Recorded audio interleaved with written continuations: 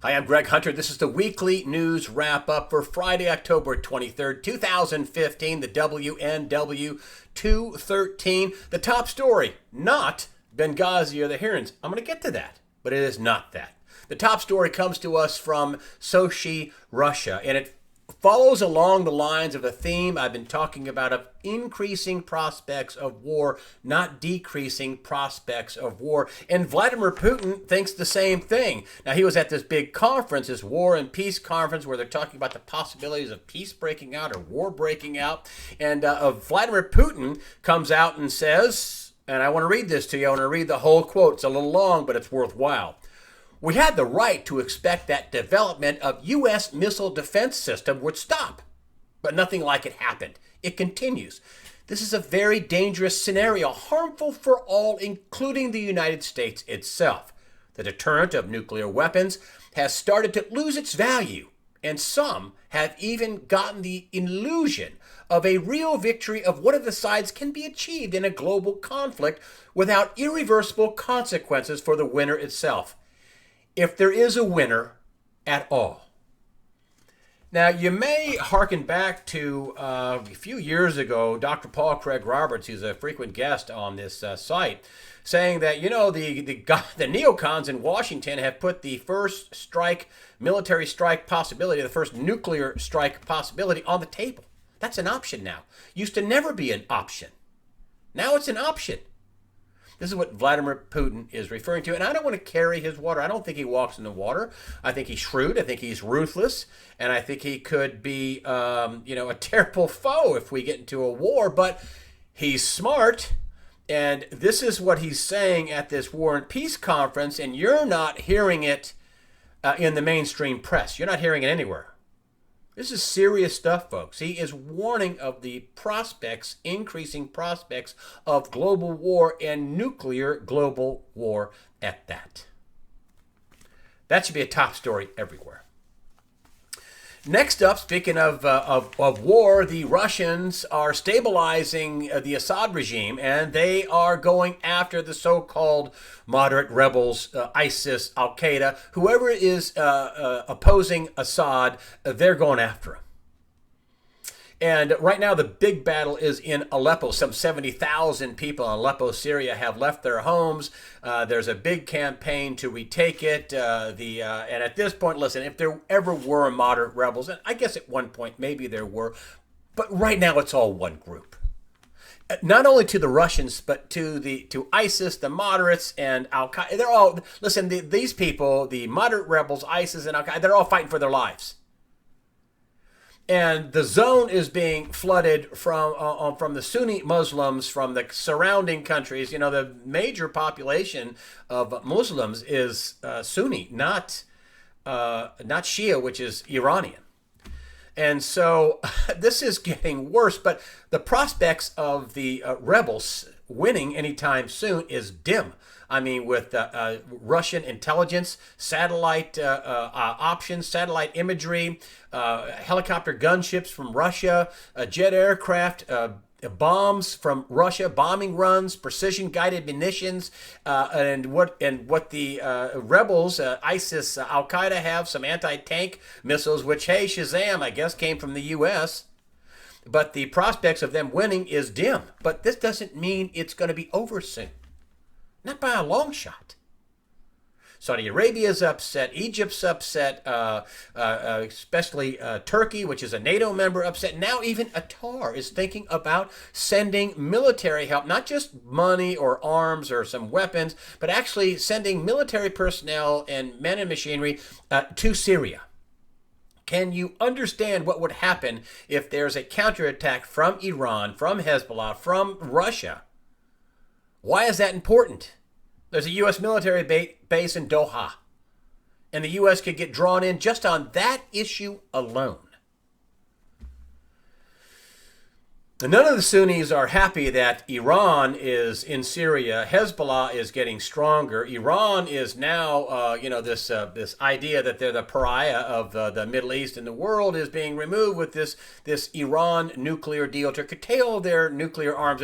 Listen, I don't want to get into that. It's a capitulation. It's not going to curtail anything. And as I predicted, that after this deal, the prospects of war in the Middle East would increase. Countries would arm up faster. War would happen faster. That is exactly what is going on. Oddly enough, the Israelis and Russians have opened up a hotline between one another. I know this sounds crazy. I guess the Israelis say, well, listen, if the Obama administration and the U.S. won't back them, maybe they need to make nice with Russia. Russia's talking about this. The Israelis are not. Now, this is according to Reuters. Reuters has an unnamed, high-ranking, supposedly according to them, Israeli source that says that Syria being stabilized by Russia and leaving Assad in place, even though it involves the help of Iran and Hezbollah, and I quote, is not necessarily bad. That Russia stabilizing Syria, even with the help of Hezbollah, who hates Israel, and Iran hates Israel, Iran, I should say, not necessarily a bad thing. Not necessarily bad. The Israelis are playing a wait-and-see game here. And the Israelis, listen, we're not in the way of the Russians. The Russians aren't in the way of the U.S. And then speaking of which, here's what the U.S.'s deal. They've cut a deal. Basically, the U.S., and from what I could tell, agreed to a no-fly zone over Syria. The U.S., they don't want to tangle with Russian planes or drones, and they don't want the Russia shooting down U.S. planes or drones. And so, hey, well, they set a flight deal. And so the U.S. isn't going to fly over Syria. Now, one good thing that happened in the Middle East and northern Iraq is that the U.S., and with some out, almost 3 dozen special forces went in to an ISIS hideout where they had 70 people held captive. They had the help of the Kurds. They thought it was Kurdish fighters. It ended up being Iraqi Iraqi fighters, and they sprung them.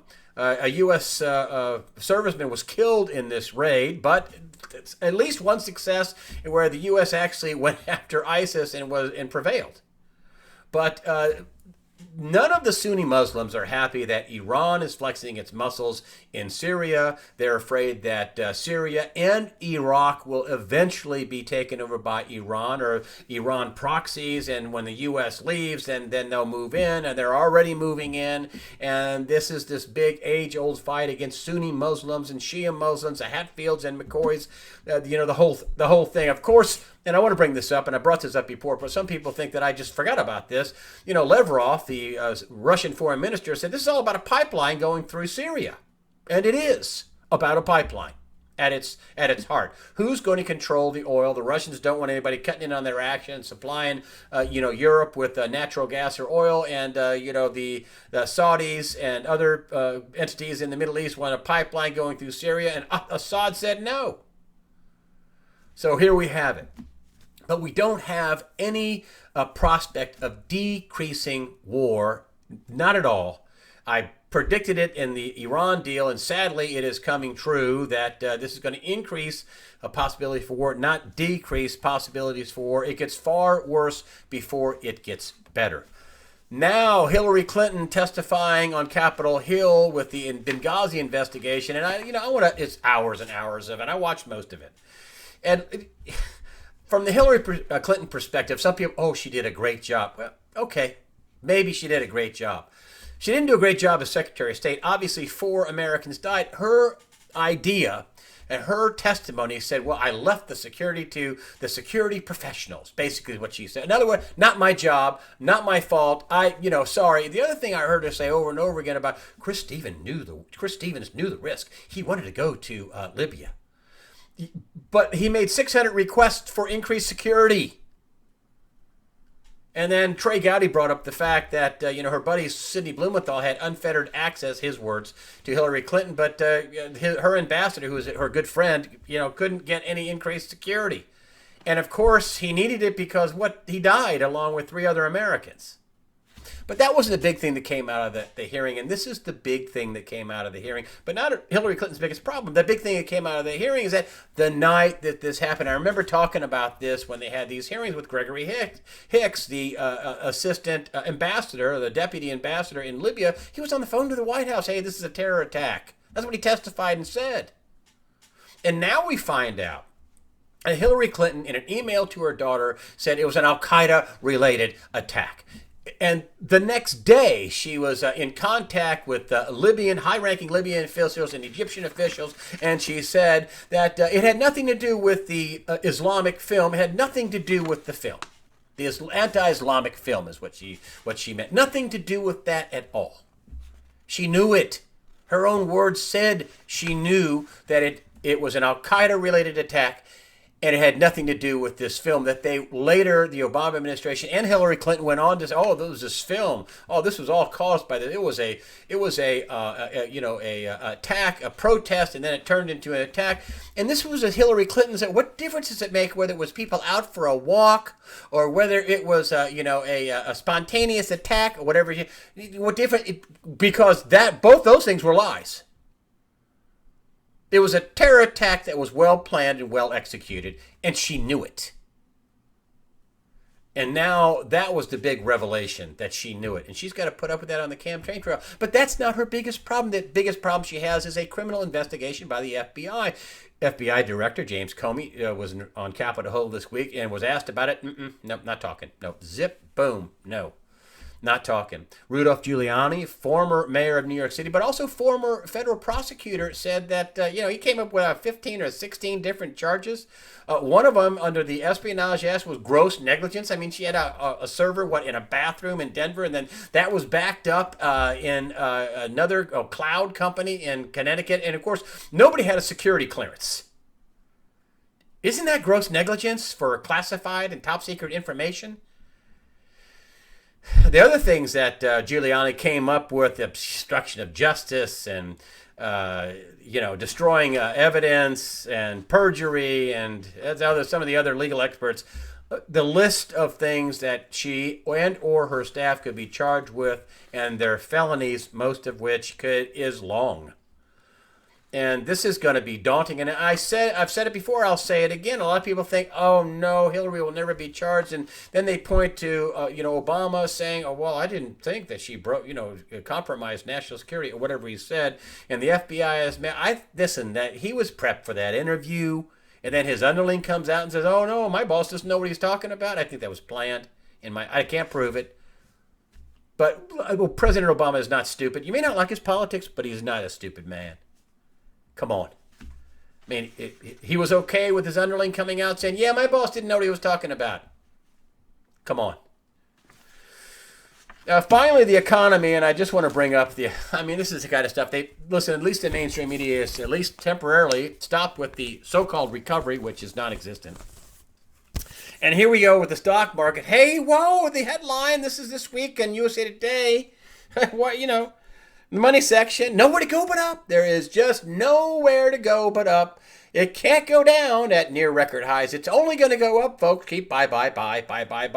Nowhere to go but up. Well, that's not what the guidance for the S&P is showing. The guidance for the S&P, which is, this red line, tanking for the last several days, and the announcement of guidance is tanking for the S&P. And then this is the earnings. Down. And then this is the S&P 500 stocks up. And I talked to my good friend Gregory Mannarino, and he says, well, they have Mario Draghi hinting at more QE, money printing, and negative interest rates. And then he says, well, then the traders are saying, well, there's no way the Fed can raise interest rates. And you hear about, now they're on, it'll be March of 2016. They're going to raise rates in an election year? Really? No. I think Charles Denner has it right that it'll be in 2017 at the earliest. Gregory Mannarino says they'd like to raise them never. Axel Merkel's like, well, they might not raise them for 10 years. Denner says they'll be forced to do it. It'd be like a Greece situation where they'll be forced to raise interest rates. Then the other thing you heard this week is, Amazon's doing great. Let's highlight just one company that's doing great. Now, they're not telling you that, Walmart stock is way down, or this may cut into, the earnings of Target or Sears or Penny's or Macy's or somewhere else. But Amazon's doing great. They're up 70%. Fantastic. They made 17 cents a share. $500 stock, right? Instead of, losing money, they made money.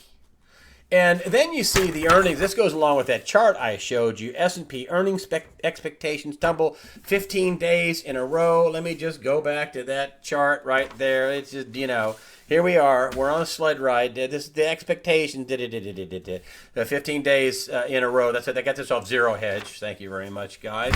And then, the S&P earnings 15 days in a row. Longest streak since the financial crisis. Morgan Stanley's trading rout sets grim tone in the fourth quarter. Also, some other big banks missed on their earnings. IBM revenue falls for the 14th straight quarter. Caterpillar data, if it's right.